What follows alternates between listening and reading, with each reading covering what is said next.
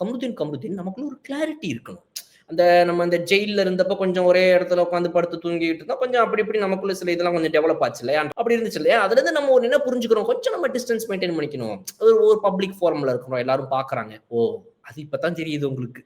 கமருதீன் கமருதீன் இங்க பாரு நீ வந்து 10 ஓட்டு வாங்கிட்ட போன தடவ. அது எனக்காக நீ சப்போர்ட் பண்ணி தான் வாங்குனங்கிறது உனக்கும் தெரியும், எனக்கும் தெரியும். ஆனாலும் இரு கமருதீன் குறுக்க பேசாத. இருந்தாலும் நான் சொல்றேன், எனக்கு என்னமோ உன்னால என் பேரு கெட்டு போயிருமோன்னு பயமா இருக்கு. எம்மா உனக்கு பண்ணித்தாம்மா எனக்கெல்லாம் போச்சு.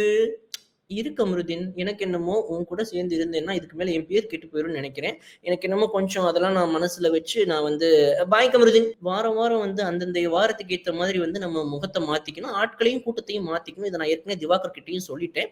உன்கிட்ட சொல்ல மாட்டேங்கிறேன். வேற ஒண்ணும் இல்ல. பட் ஆனா நான் உன்ன கழட்டி விட்டு போறதுல உறுதியா இருக்கேன் கமருதீன். கரெக்ட்டா ஒரு இடத்துல வந்து ஒரு இது ஆகுதுன்னோனே அப்படியே அத கலைச்சுட்டு, அப்படியே சங்கத்த கலைச்சுட்டு வரட்டா அப்படின்னு போறாங்க பாருங்க. சூப்பரான ஒரு விஷயம் தான். நீ கமருதீன் முட்டாளாயிட்டாப்ல இதுல.